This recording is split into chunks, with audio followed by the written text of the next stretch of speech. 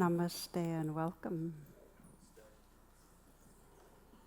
And a special welcome, as always, to our friends who are live streaming at the moment. Really increasingly this sense of a global community. It's very lovely.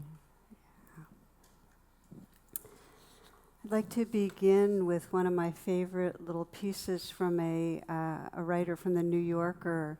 And he describes how when his son turned 12, they seemed to lose their closeness, and he couldn't find a way to establish connection, to have conversations. But then he stumbled on texting, and although he abhorred it, his son was doing it all the time, so he figured, aha, this is the way in.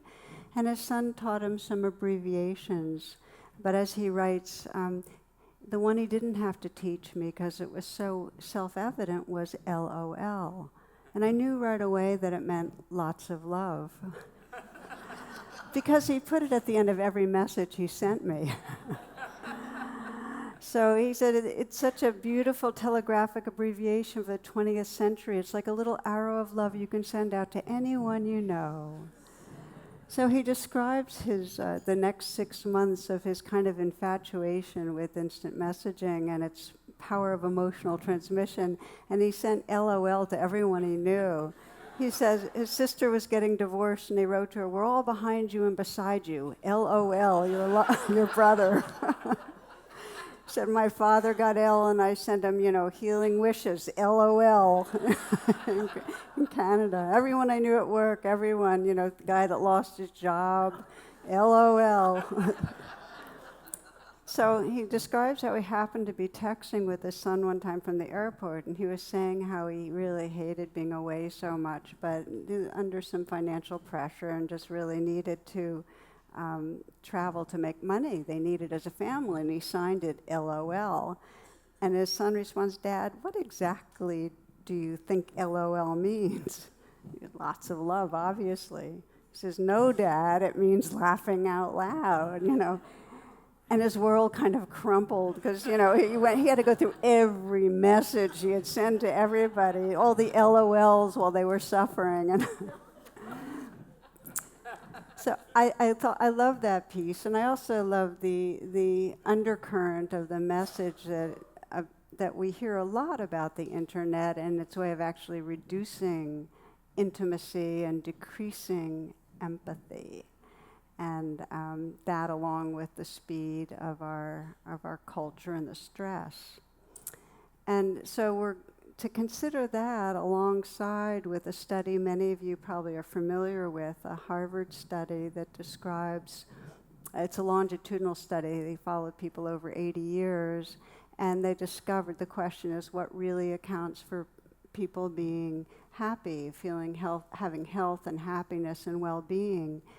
And as probably everybody that's listening intuited, it had nothing to do with making a lot of money and success and all that kind of thing. It had everything to do with social network, and I don't mean Facebook friends, I mean real connections with real humans in a close way.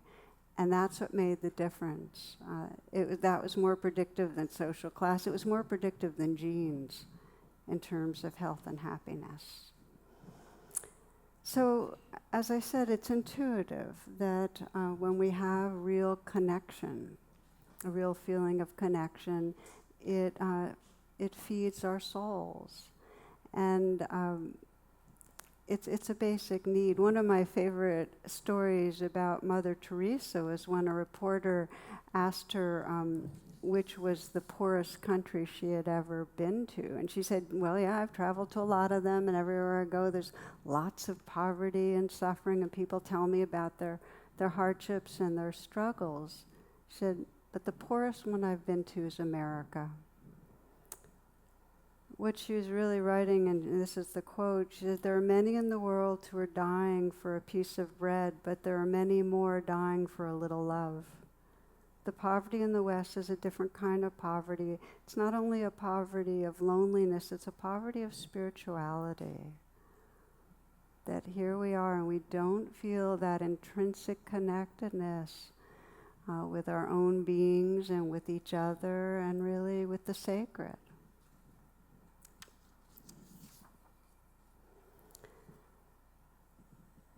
So what I'd like to explore together, and we'll reflect together on this, is this poverty that Mother Teresa points to, which is really a lack of a sense of belonging. And I'm going to use the word belonging a lot.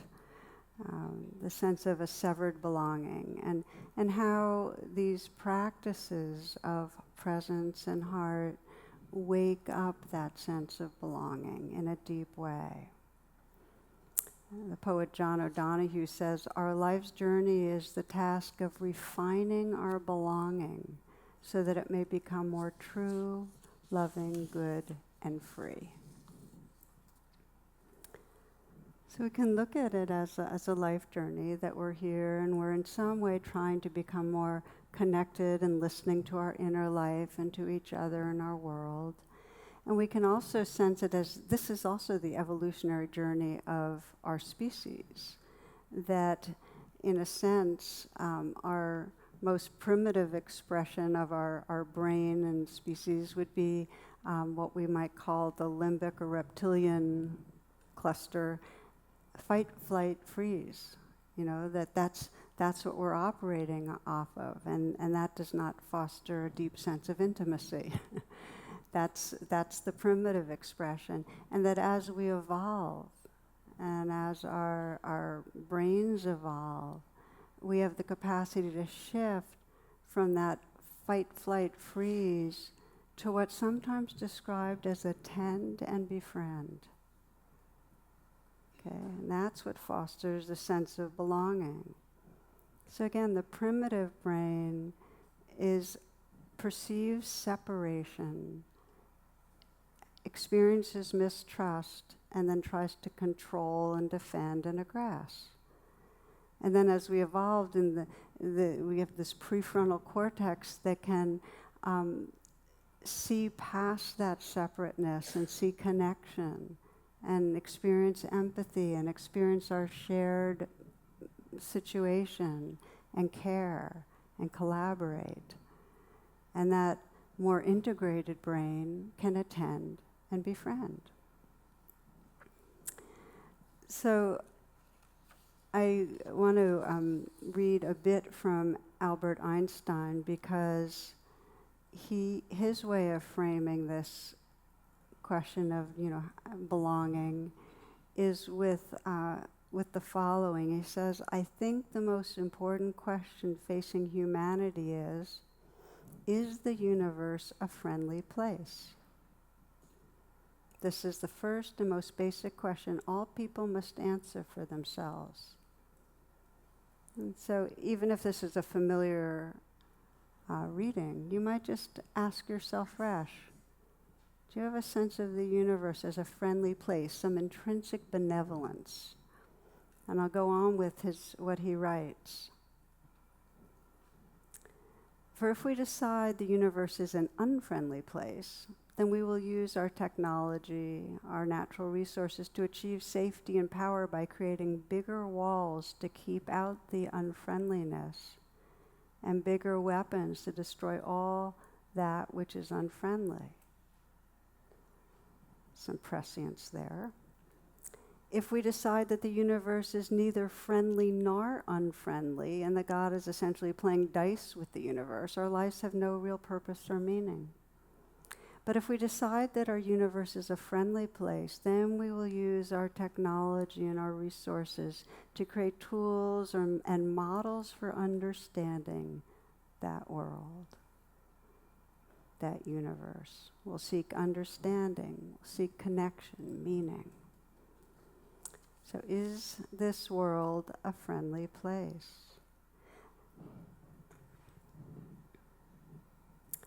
My understanding of that language, that friendly doesn't mean that we don't suffer and die. It doesn't mean that humans don't act in incredibly insane and cruel ways. It doesn't mean that. It points to an essence of awareness, a capacity for love that is pervasive, that is in all of us, a potential there that's really intrinsic to existence, that sometimes doesn't get cultivated, but it's there. The reptilian brain does not perceive the world as a friendly place. The reptilian brain does not perceive belonging. Now, what about the rational mind? Typically, the rational mind would say, well, it's not friendly and it's not unfriendly, logically speaking. There's no proof, right? Which reminds me of when I last gave this talk on Is the Universe a Friendly Place? My mother was here, and we would drive home, and often we'd talk about the subject. And she said, okay, I'm putting on my Barnard philosophy major hat, because she went to Barnard, and she was a philosophy major. And she said, well, how do we know that the universe is friendly and that love and awareness is essential? I mean, why can't greed and hatred be essential? You know, she did that kind of a move on me after I had taught all evening, you know. And but she said, aren't we believing what we want to believe and manufacturing the experience we want? You know, she was asking good questions. And it's true. If we think about it rationally, we can't say, oh, yes, the universe is friendly, or that love and awareness is essential, if we think about it rationally. But if we begin to come into presence, and a presence that goes beyond our thoughts, then we can begin to experience in that presence a wakefulness and a tenderness and a mystery that does have an intrinsic sense of benevolence, of love. And one way to think of meditation is it evolves the brain to that integrated state so that we can experience that friendliness and that belonging. And how does that work? How does meditation do it? Well, the limbic system plays out in us. We all experience the fears and the wants and, you know, the greed and so on. But we have this capacity for witnessing, a witnessing awareness. They can notice that's happening and respond with compassion. And in the moments that we become deeply present, we're not caught up in the limbic brain. We're not getting rid of it, but we're not identified with it. We are occupying a larger space that feels in communion with others. We're going to circle back, but I would like to take a little bit of time and look at what are the forces in our society and in our individual lives that keep on reinforcing we're separate, we can't trust, and the universe is unfriendly. Because it's important to see them. And if we look on a societal level, what gets us caught in the reptilian brain is the feeling of being threatened. When we get threatened, when something feels dangerous to us, we regress. We get caught in that reactivity. So to the degree that our society is oppressive and violent towards non-dominant populations, there's going to be a feeling of threat, of not belonging. The universe isn't friendly. To the extent that we're in a war zone, we're going to feel that. I mean, imagine for a moment you are seeking refuge in the United States from war, from violence, from warlords, drug lords, and you encounter a wall, or you get in and you get put in one of those prison camp type places and separated from your children. Your experience is going to be, this is not a friendly universe. Or let's say you're being fed news every day that those who are seeking refuge in this country are going to take your jobs, rape you, rape your children, murder you. The universe is not going to feel like a friendly place.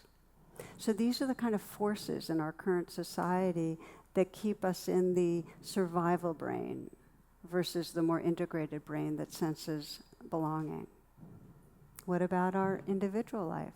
What are the forces each of us experienced growing up that made us feel that the world wasn't friendly? If we look closely and we ask, what does a very young child most need? You know, if you ask that question, like, what does an infant most need to feel belonging? They need, on one hand, to be understood and seen, and they need to be loved. They need their basic needs to be met.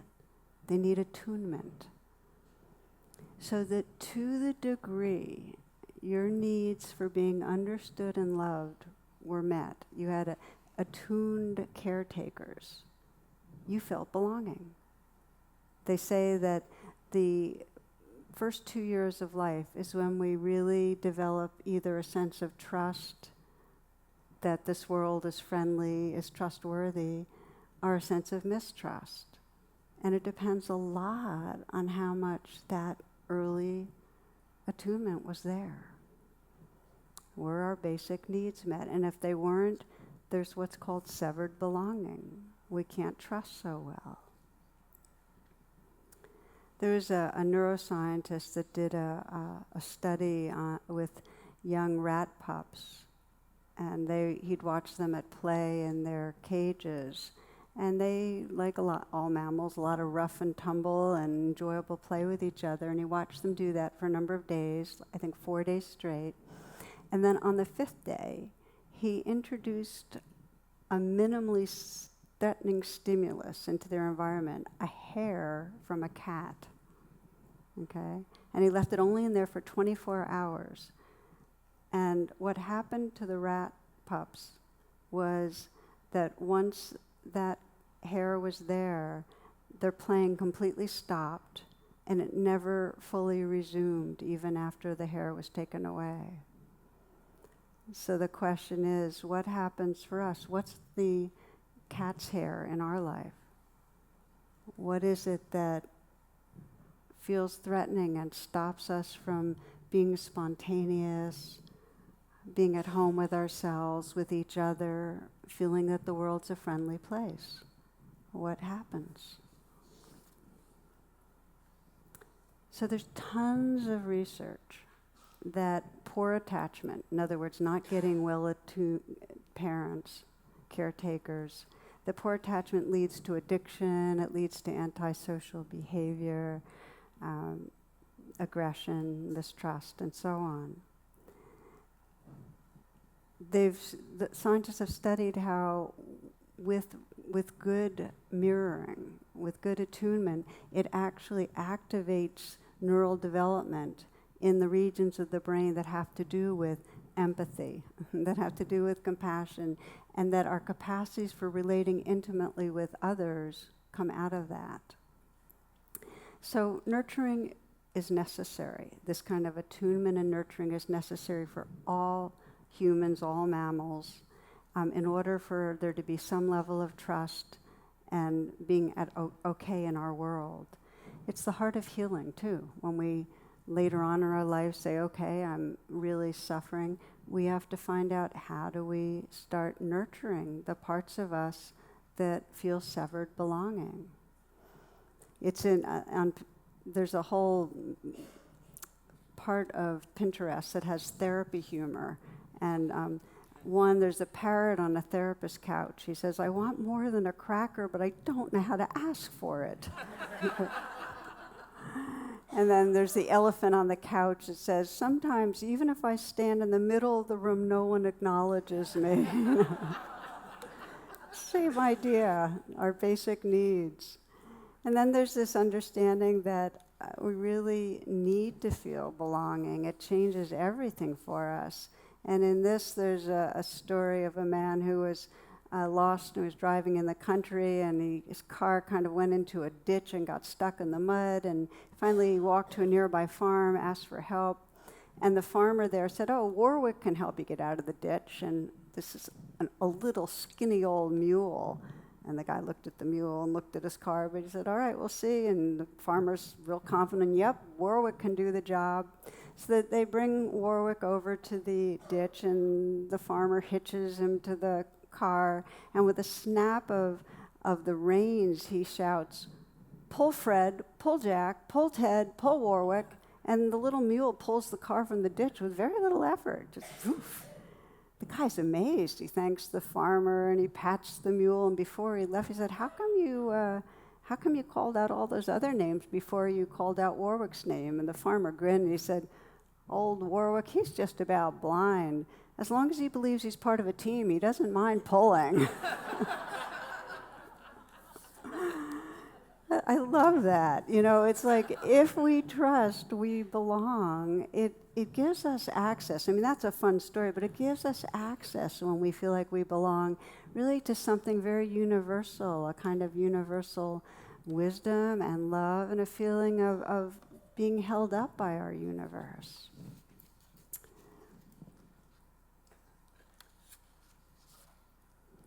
So I thought we'd take a moment here just to pause and reflect, and you might close your eyes.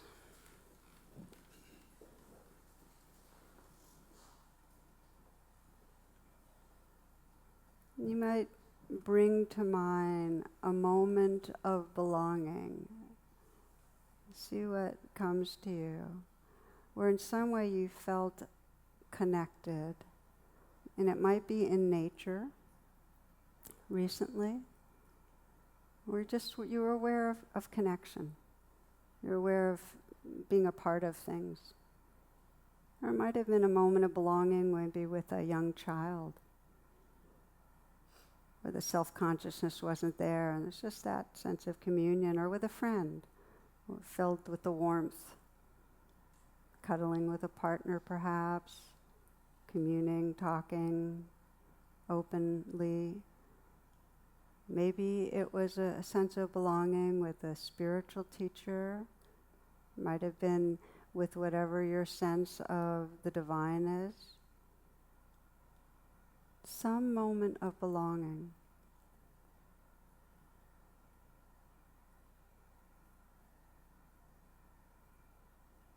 I forgot to mention your dog, because that's often the one. And take some moments to remind yourself of what it was like. Kind of bring it close in. And see if you can fill yourself with, what's that really like? What's the feeling in the body? Let it fill you.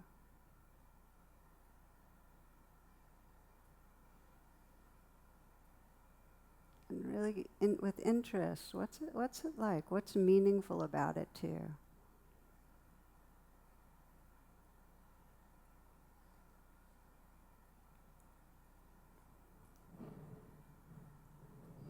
You might even ask, when you're feeling belonging or connection, who are you? What's the sense of your own being when you're feeling belonging?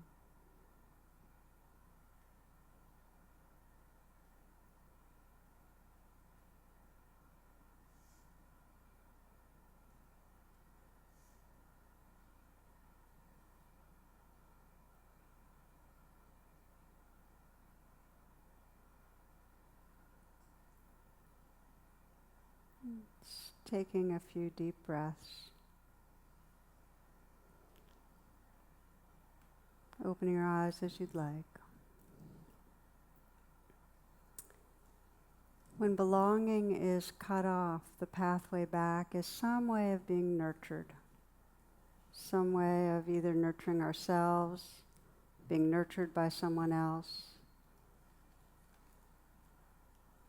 When belonging is severed early on, we don't have access to our wholeness, but the severing is not irreversible.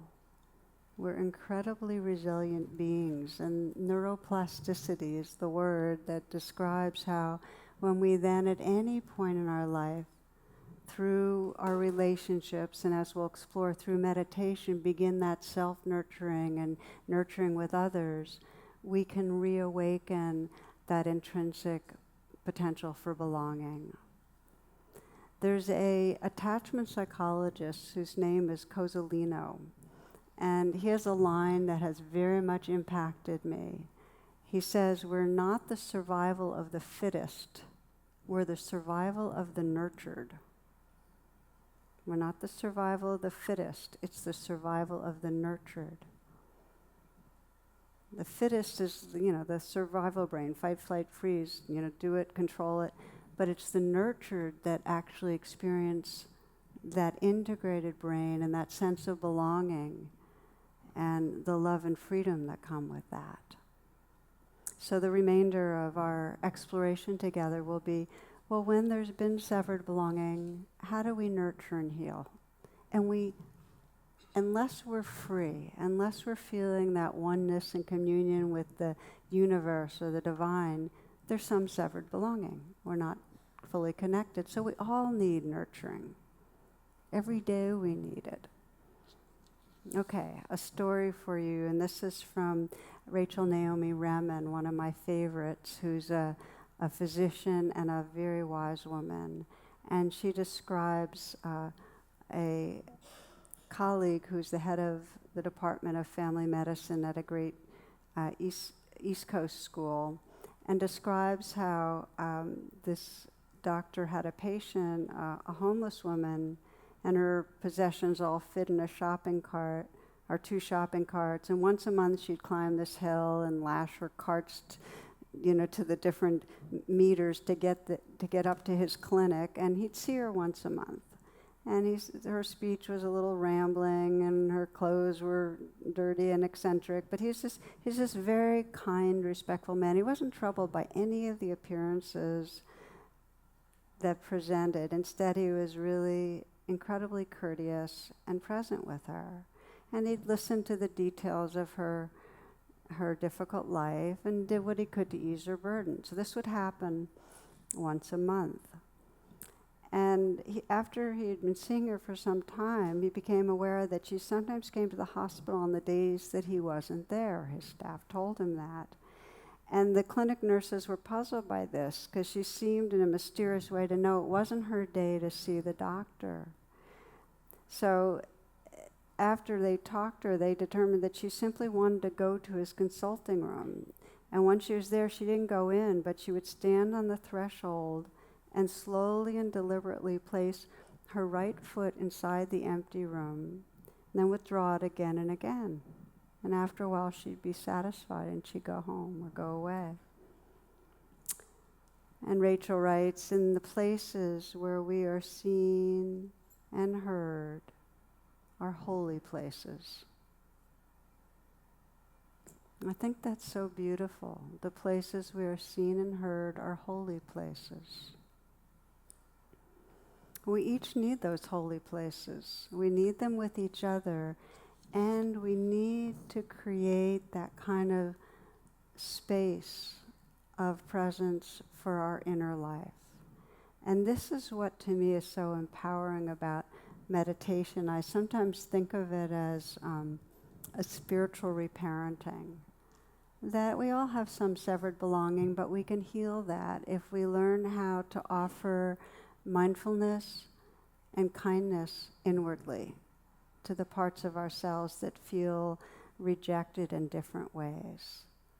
This is what we call the 2 wings of the bird that free us, that we see what's going on inside us, and we offer kindness. We let it be there, and we offer kindness.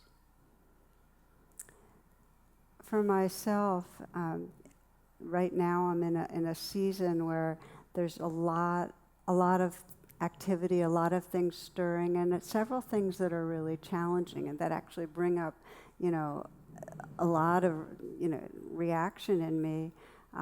One is a dear person who is physically sick and can bring up a real sense of powerlessness. I can't help him, and upset. And then I'm part of several organizations, nonprofits, where there's different conflicts and misunderstandings and so on, and mistrust. And this stuff happens in spiritual groups too, and that can stir up things. So what I find is so powerful, and this is everything to do with this self-nurturing with these 2 wings, is that when something comes up, whether it's that powerlessness or a sense of impatience or anger or hurt or whatever it is, I start by just noticing it and saying, this belongs. And what I mean by that is this is part of what's going on. It's like a wave in the ocean. It belongs too. not to make some inner experience wrong, because we can't feel belonging to our world if we don't let the parts of ourselves belong. Does that make sense? We have to really open tenderly to the parts inside us and let them be there, no matter what they are, no matter if they're hate or shame, just to say, okay, this belongs, this is a wave in the ocean, because the suffering comes when we're identified with them. And in the moment that we say, oh, this wave belongs too, we become more ocean-like. We're not caught inside it. It can come and go. So over and over again, the message for me to my inner life is, oh, okay, this too. Sometimes you don't have to say the word, this belongs, this too. It's a great mantra if you want a very pithy little one, this too. And then in some way to offer it kindness. And in that, there's some enlargement of being so that it's still there maybe. There's still the impatience or the sorrow or whatever, but there's more space for it. It's like the difference between having dye released into a sink and having that same amount of dye released into a lake. In the moments that you say, oh, this too, and offer kindness, that nurturing, you become more lake-like. So I'll give you an example of how one woman I was working with made this shift from being caught in this sense of severed belonging and the fight, flight, freeze to this space of attend and befriend. Her parents had been divorced when she was very young, and her mother was a very anxious person, was very consumed with her own needs. So this woman was not nurtured by her mother, and in some way she grew up feeling like she had driven her father away, that she was unlovable and he didn't want to be around her. So that was the cat's hair, because as she began to have different relationships over and over again, the same thing would happen. She'd start getting insecure. I'm going to be rejected. I'm unlovable. And then she would do the behaviors that would make sure that it didn't work. The grasping, the jealousy, the possessiveness, whatever it was. That was her fight, flight, freeze. So she'd come to some meditation classes and we worked together. You know, she was just beginning a new relationship, and she just said, I just don't want to repeat this. So we decided to explore how could these two wings of presence, this meditation, this self-nurturing, help her so she could come from a more whole place. And so the practice was that as her anxiety and insecurity would arise, and she'd get very, very regressed, and she'd feel like, okay, he's going to leave me too. Okay, naming it. She'd start naming what was happening. Okay, fear, insecurity, shame. And in some way, this too, letting it be here. It belongs. And then she would offer it kindness. For her, the way of offering kindness is just saying, it's okay, it's okay. And she would do this over and over again. Every time she'd feel anxious or insecure or whatever, she'd name it. She'd say, this too, it's okay, it's okay. Until she started sensing that she was really sending a message to that young part of her that felt that her father left because of her. She was offering nurturing to that place, the nurturing she never had. Many, many rounds. But she was beginning to offer herself that holy place where she was being seen and heard and cared for. And she described that, you know, she was still very, very anxious that this guy would leave, but enough was belonging to her own body and heart that when she spoke, she was coming from more of a place of her own wholeness. She was able to share her vulnerability, but not leave herself, not abandon herself, not betray herself, because she had offered that self-nurturing.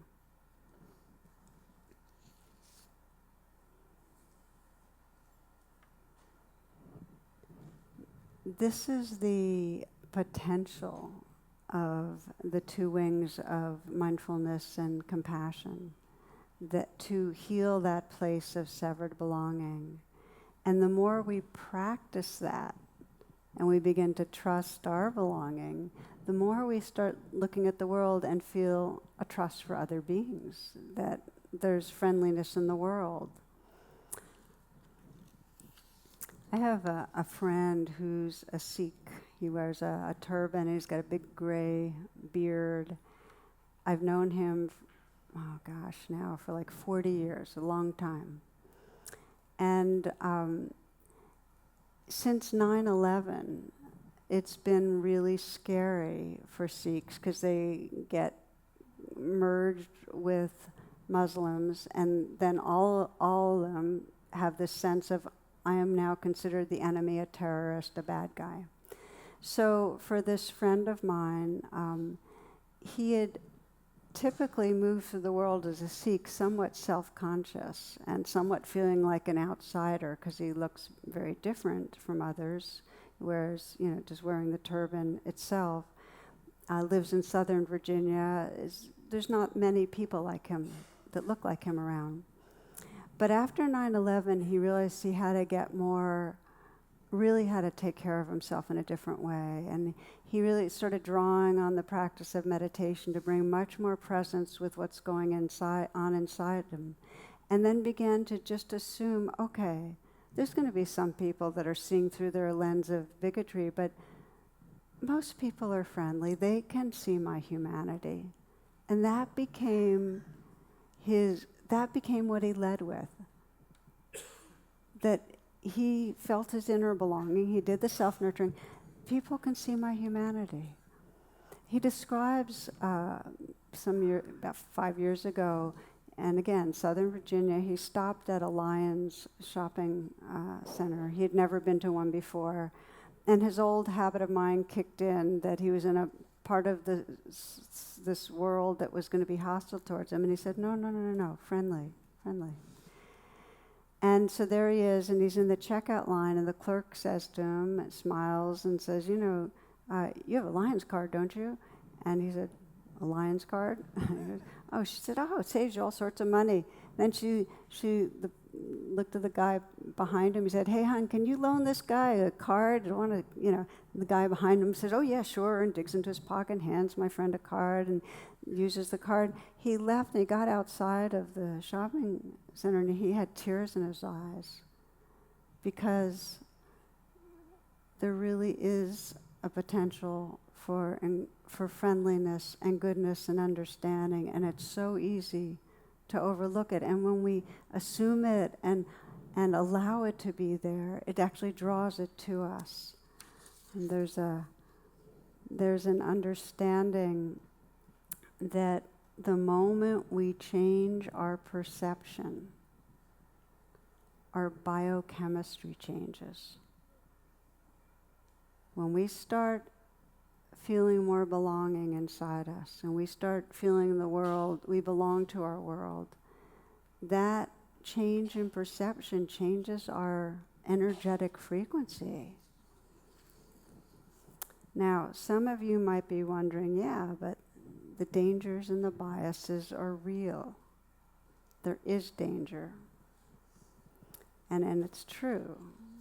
There is danger. I'll read you a story. A crow was sitting on a tree doing nothing all day. A small rabbit saw the crow and asked him, can I also sit like you and do nothing all day? And the crow answered, sure, why not? So the rabbit sat on the ground below the crow and rested. All of a sudden, a fox appeared, jumped on the rabbit, and ate it. What's the teaching here? And the teaching is, to be sitting all day and doing nothing, you must be sitting very, very high. So the reason I'm bringing this in is to not make this like all loosey-goosey.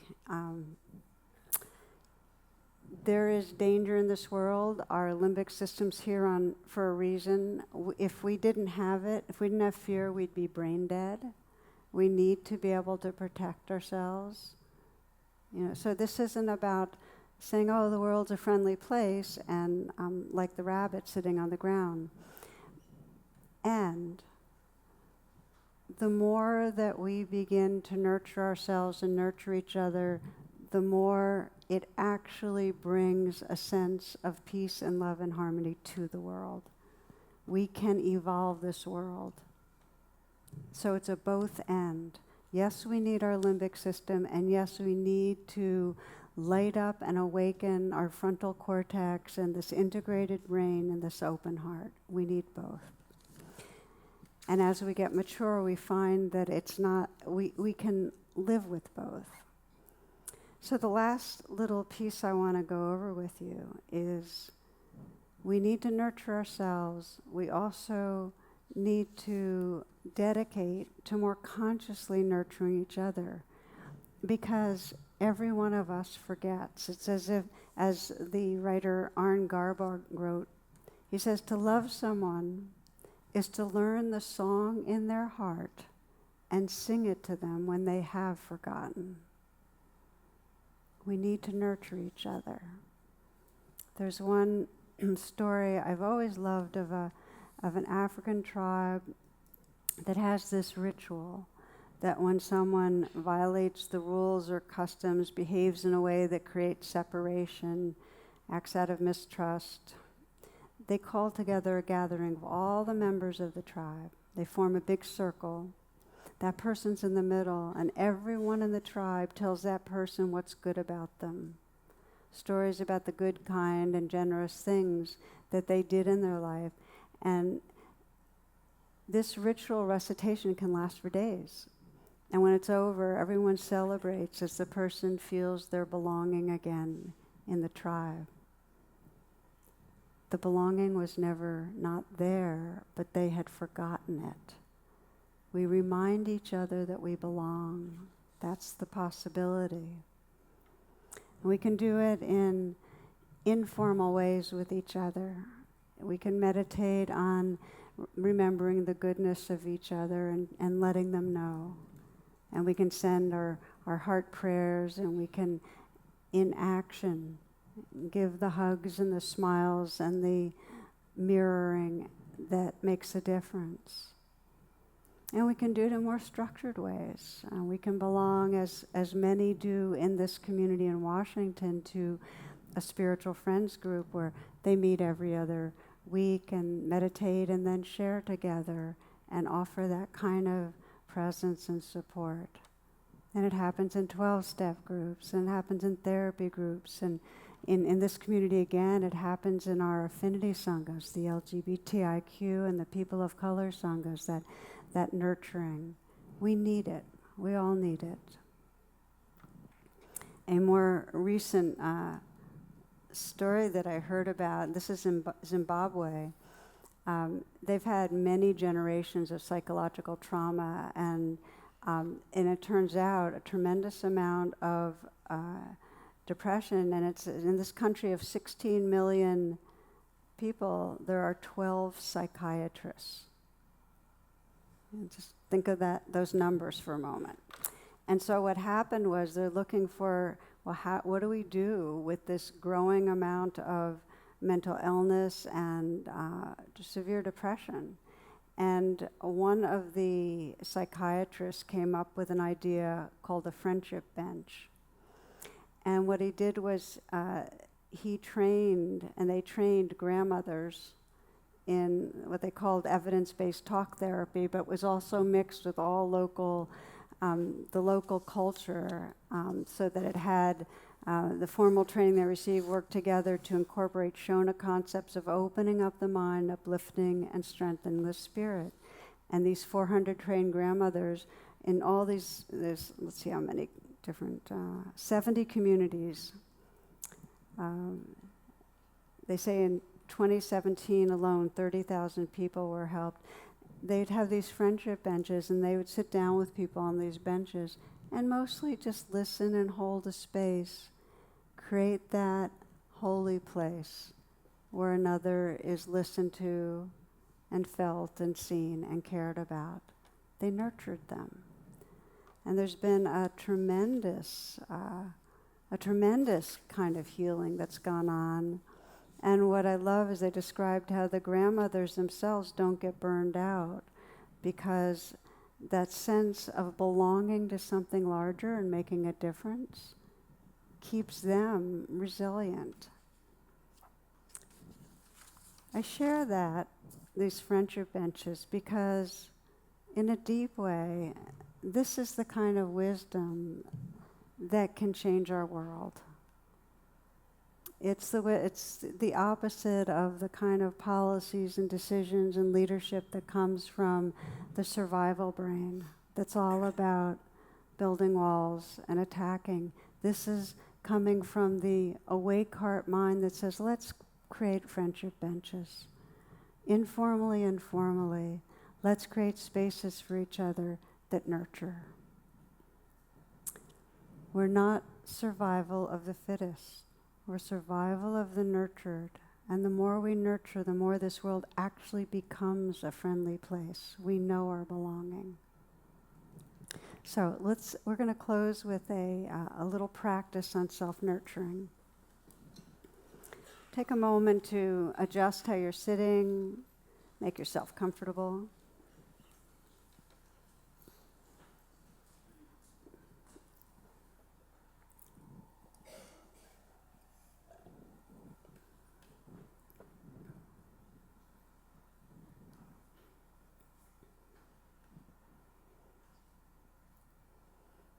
You may take a few breaths and invite yourself right here, right now.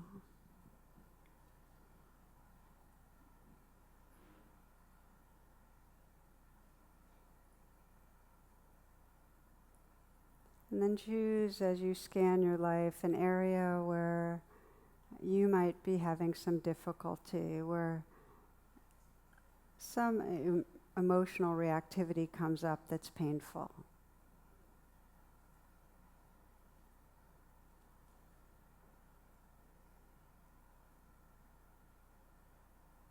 Choose something where you'd like to create that kind of holy place where you can have that parts of you that are in reaction find some healing.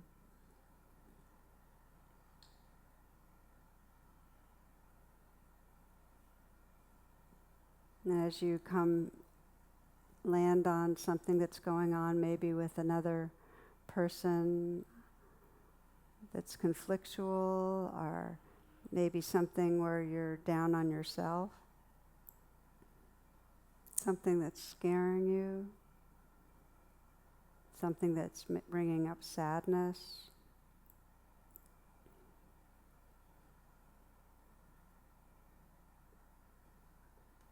And take a moment to let the situation that most brings this out come close into your awareness. And if others are involved, to see the expressions on the other's face and hear the words that are involved.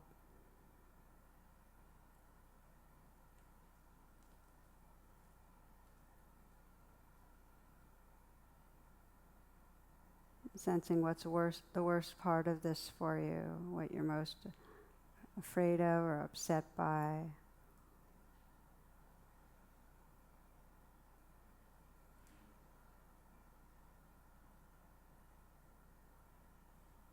And as you can sense what's coming up inside you, you begin with that first wing of just recognizing that it's there, just naming what you're aware of. Okay, so fear or anger or hurt.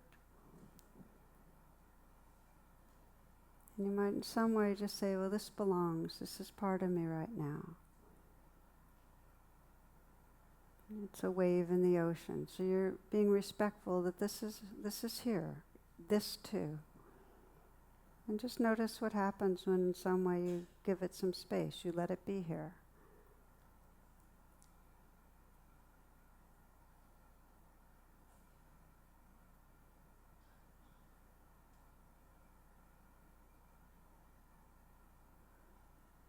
And then to have the courage to let yourself feel it fully. So just really contacting the waves. where the vulnerability is. You might breathe with it.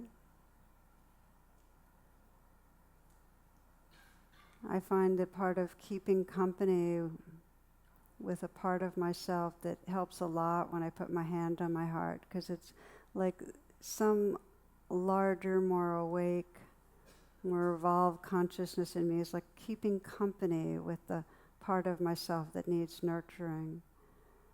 And listen inwardly and sense, what does this place most need right now? Does it need understanding, or does it need to be forgiven, or just to be allowed to be there? Does it need a kind of loving nurturing? Does it need a message, some sort of words that might be soothing or kind? It's really from your own most high self, your most awake heart mind, offer what's needed inwardly.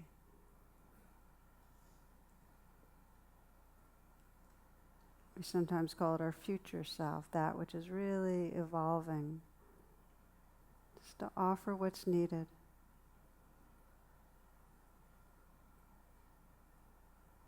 And sense if it's possible to let it be really tender. You can even vary the touch on your heart and let it be very tender. Kind of let the Mother of the universe come through you, into your hand, into your heart.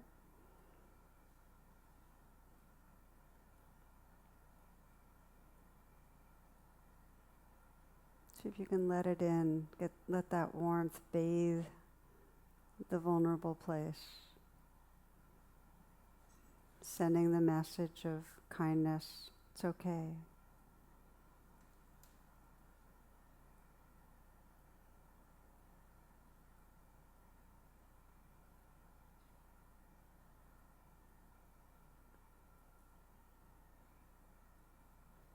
And just taking some moments to sense the presence that's here. When there's nurturing, sense who you are when offering and receiving nurturing. Sense what shifts. When there's really a compassionate presence, who are you? What's the quality of belonging? How much is included in your heart right now?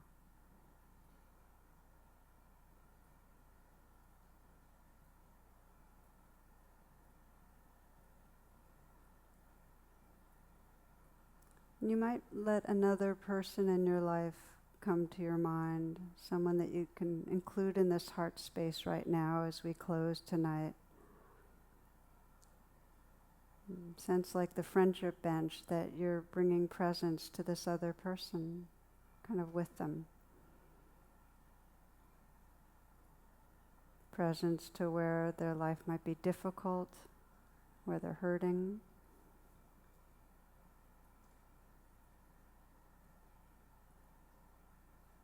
And presence to their goodness, that essential goodness.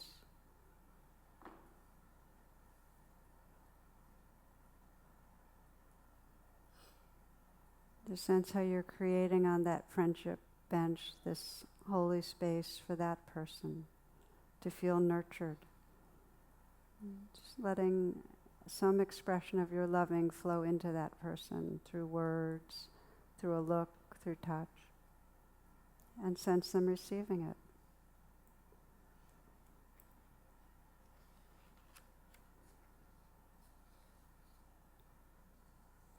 And notice the quality of belonging.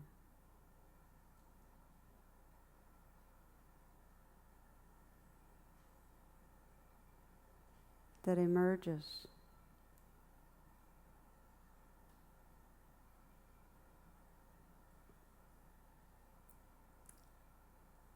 And the poet Hafez says, admit something, everyone you see, you say to them, love me. Of course you don't do this out loud, otherwise someone would call the cops. Still, though, think about this. this great pull in us to connect. Why not become the one who lives with a full moon in each eye that is always saying, with that sweet moon language, what every other eye in this world is dying to hear?